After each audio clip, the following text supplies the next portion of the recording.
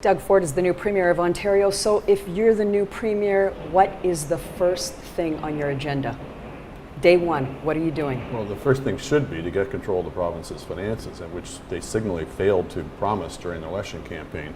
I think they need to bring in a budget pretty quickly because the last Liberal budget brought in a raft of new spending. They abandoned any pretense of trying to balance the budget. It's always hard to cut existing spending. You always take a lot of political grief, so you might as well try and head off the new spending before it gets out the door.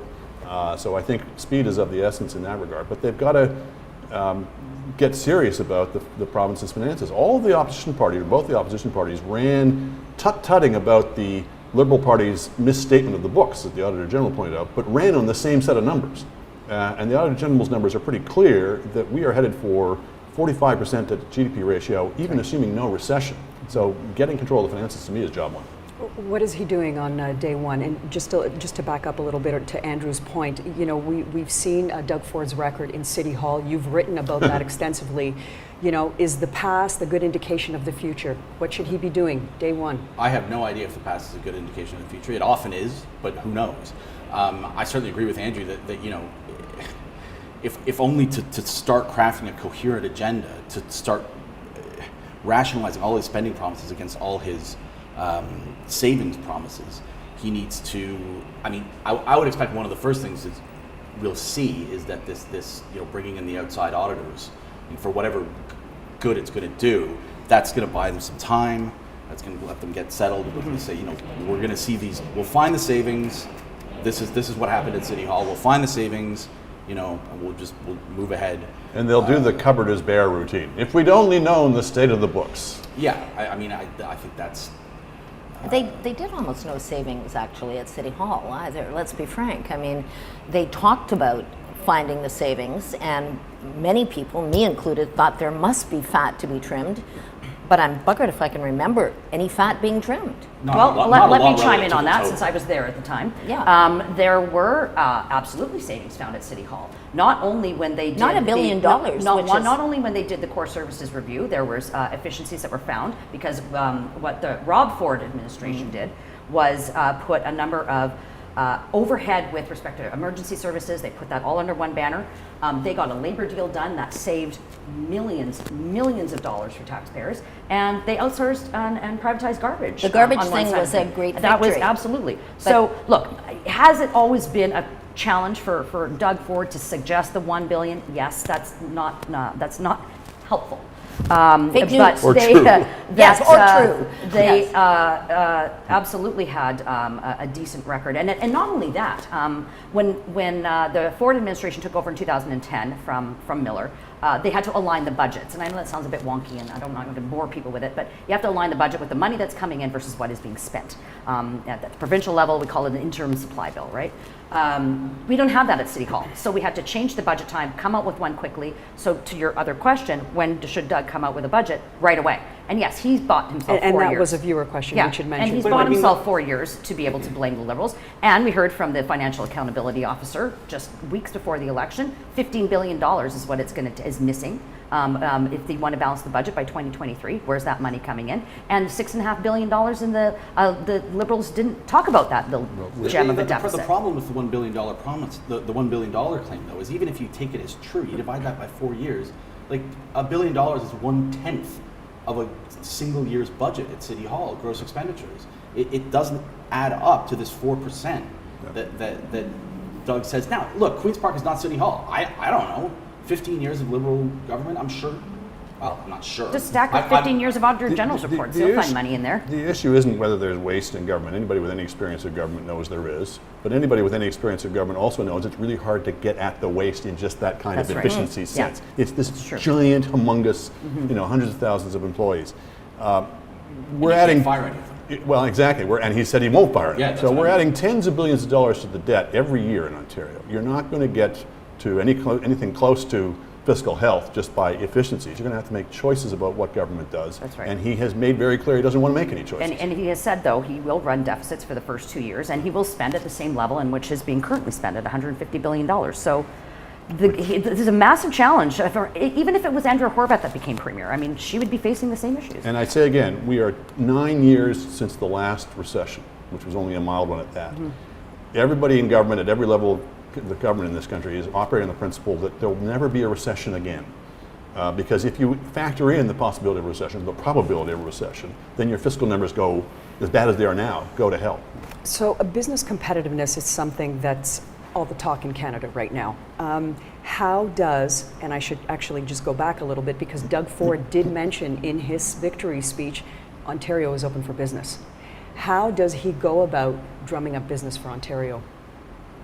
Well, I think part of it is reputational, part of it is being the salesperson, so I don't think there's anything wrong with sending that message that you're going to be less antagonistic, less regulatory heavy. I think, for example, they've said they'll go slower on the increase in the minimum wage.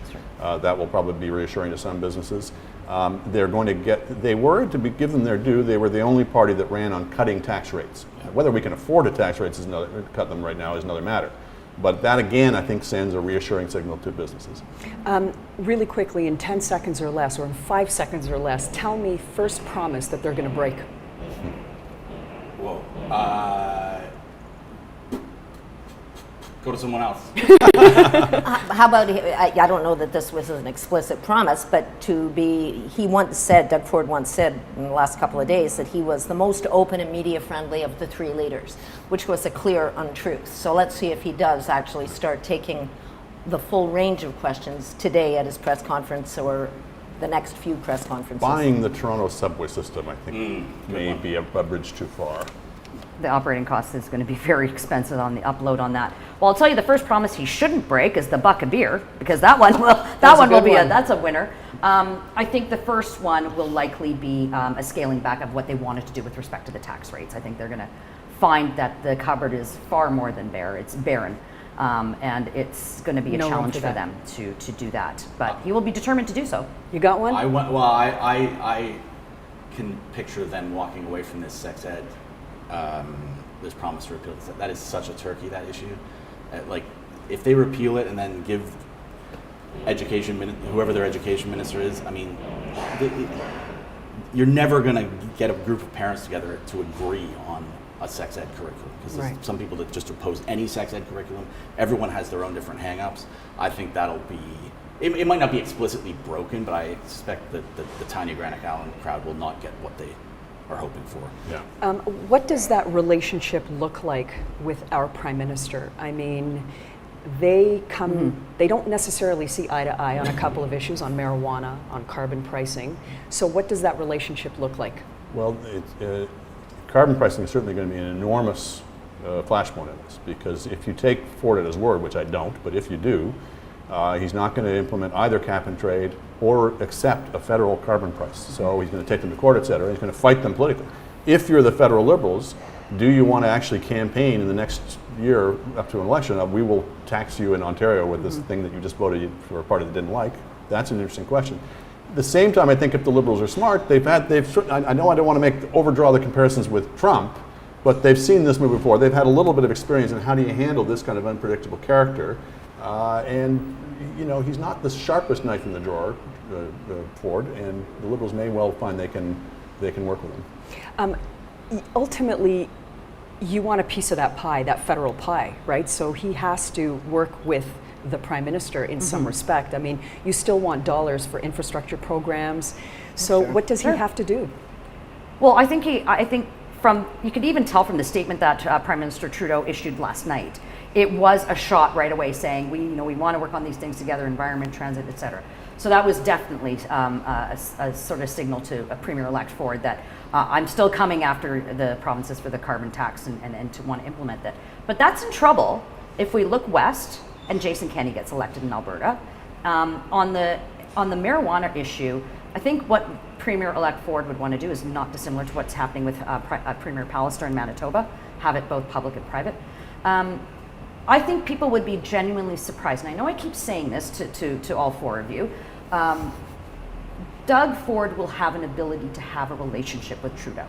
He understands that he has to, but it's not only that, it's also the people that will be around Doug Ford, his team, his cabinet ministers. So they can have bluster as two leaders, but a lot of the stuff that happens behind the scenes, staff to staff, diplomatic, whatever. So that will be very important. And we are heading into it, as you said, we are heading into a federal election. So there's a two-way thing there. I mean, if Ford can sort of rally the people behind this fight against the carbon tax, Well, he's got a mandate to do so. and you've got Scott Moe in Saskatchewan, and then if you have Jason Kenney in Alberta, Yeah. I mean, everyone has always sort of said that it's talked about it as sort of inevitable that the feds are going to impose this carbon tax if the provinces don't agree with it. I don't know. I mean, they're tied in the polls with the Tories federally heading into an election year. Is that really a hill you want to die on? Not necessarily a winning issue. Now, we have had some viewer questions asking about, what about the Liberals? What does that pathway look like now? I mean, after 15 years in Ontario, how do they recover? Can they recover? They'll recover just fine. They're Liberals, after all. They know how to do this, and I have no doubt that I don't know how long it will take. It'll probably take a while, but they're better at it. They're better at building a party, I think, than the Ontario PCs are. I mean, even now, it was only, I don't know, 2 months ago that Vic Fideli, as the interim leader, said, "This party's a mess. We'll never fix it. It's going to take months. The rot is deep." 2 weeks later, the rot is gone. It's all good. Done. So the Liberals are better than that. But let's not, and you're absolutely right, the enduring power of the Liberal brand and organizational ability is very true. But this is the worst result for the Liberals in terms of the popular vote for any Liberal party, federal or provincial, in Ontario in the history of the country. It's Right. bad. And we've heard all the historic lows, and it hasn't happened in a long time. What about the Green Party? They have a seat now. I in my way was rooting for Mike Schreiner. I mean, it's nice to have my colleague Laurie Goldstein, who has forgotten more about hydro and electronic pricing in Canada than most of us will ever know, was very keen on Mike Schreiner because he talked about him being the only one with any logical plan when it comes to the electricity grid and the hydro system in this province and how to move forward on that. So it's a good, reasonable voice to have around the table, and one voice can be effectual for sure. I'm trying to understand. I live in Ontario, so this election is important to me. But if I'm in Saskatchewan, why is this election in Ontario important to the rest of Canada? I mean, just to go back a little bit, Ontario does contribute 40% to Canada's GDP. But if I'm out west, if I'm out east, if I'm in northern Canada, why is it important? Well, it's partly we were mentioning that the whole carbon tax fight is obviously huge.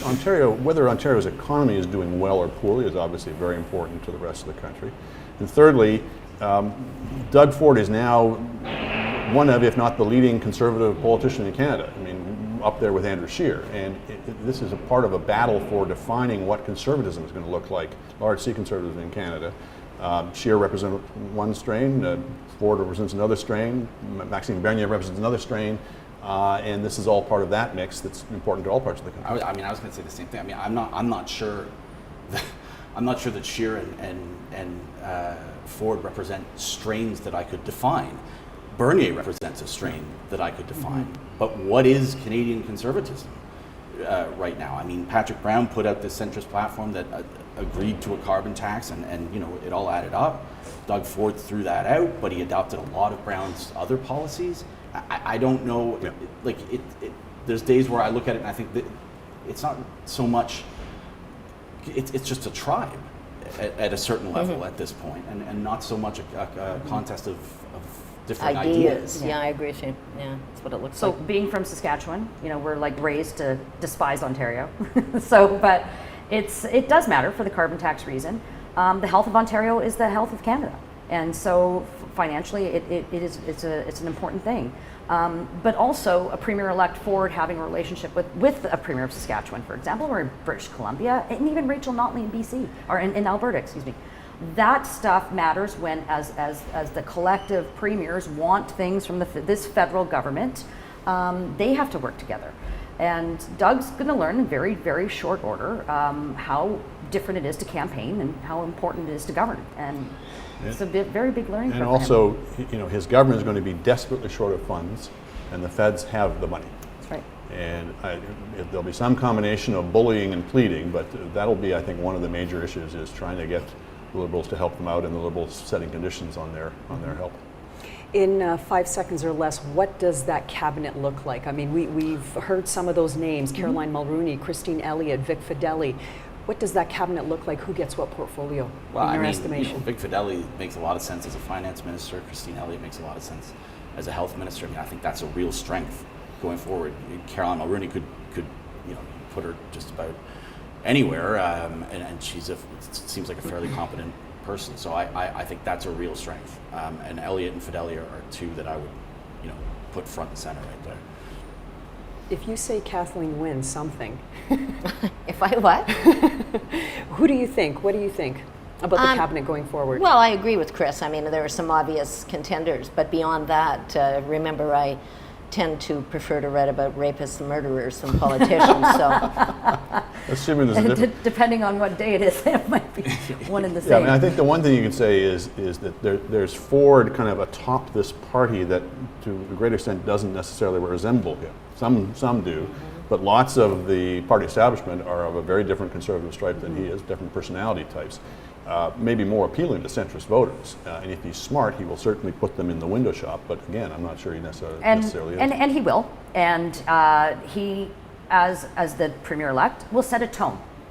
He's going to set a tone for this government. That's a tone for his cabinet ministers. So yes, all those names, Christine Elliott, Caroline Mulroney, shout out to our former chairman, Rod Phillips. He will be a very important part of Ford administration. And he's got a lot of people around that table that have financial experience. Not necessarily a la Bill Morneau federally, but someone that was recently elected, Peter Bethlen-Flavey. Peter Bethlen-Flavey was recently elected. He's got a lot of experience in the financial sector. He's a smart guy. And as we're doing this, Doug Ford is about to announce his transition team. And so that will be indicative of the type of people he's going to have around it.